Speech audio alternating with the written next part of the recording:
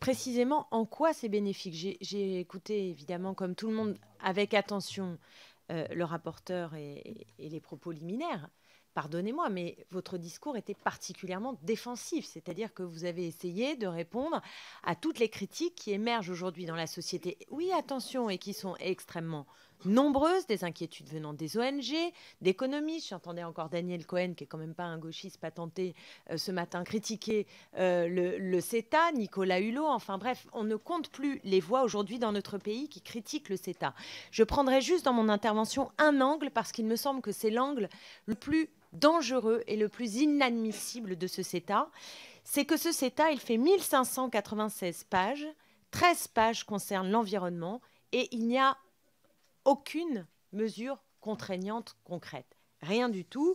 Le texte du CETA ne fait aucune mention de l'urgence climatique ou de l'accord de Paris, pas plus que d'un objectif de réduction des émissions de gaz à effet de serre ou de décarbonisation de l'économie. Donc, on le sait depuis la commission Schumer, un certain nombre d'entre vous étaient présents quand nous avons été avec les ministres, quand le rapport a été présenté.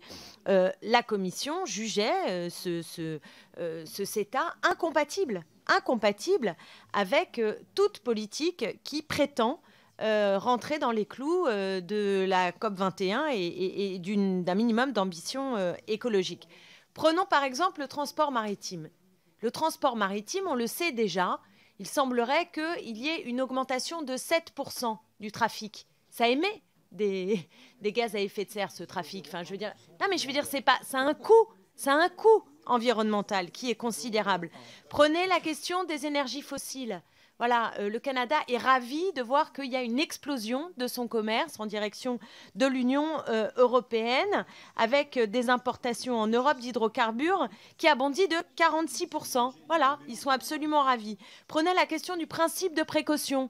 Le principe de précaution n'a pas été intégré, contrairement aux recommandations de la commission Schubert, dans le texte que nous avons aujourd'hui sur la main. Et je ne vous parle pas des standards sanitaires, parce que certes, on peut dire que le Canada est un pays ami sur plein de choses, mais sur les enjeux environnementaux, c'est quand même plutôt la catastrophe, puisque le Canada utilise 42 pesticides qui sont interdits en Europe et par exemple l'anthracine qui est utilisée sur les céréales canadiennes et qui est interdite en Europe depuis 2002. Donc c'est pas complètement rien, ces histoires-là.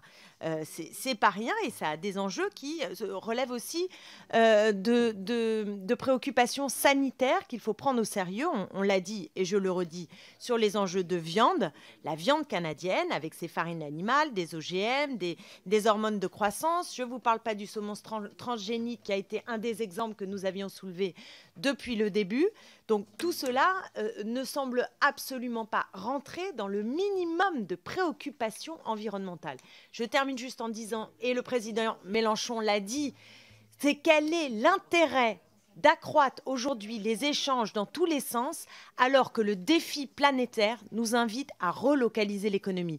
C'est bon pour éviter toute forme de dumping, mais c'est surtout urgent et impératif du point de vue du climat et je crois que c'est notre bien le plus précieux. Alors moi, je ne sais pas si ces tribunaux d'arbitrage, nouvelle forme, puisque vous n'avez pas parlé de ce terme-là. Merci. Ce sont des comités ad hoc. Pour l'instant, il faut l'accord des parties, de l'Union européenne, du Canada et de la France. Moi, je vous fiche mon billet que nous n'aurons rien de ces tribunaux d'arbitrage qui permettront de garantir l'intérêt humain primant sur les intérêts économiques et commerciaux.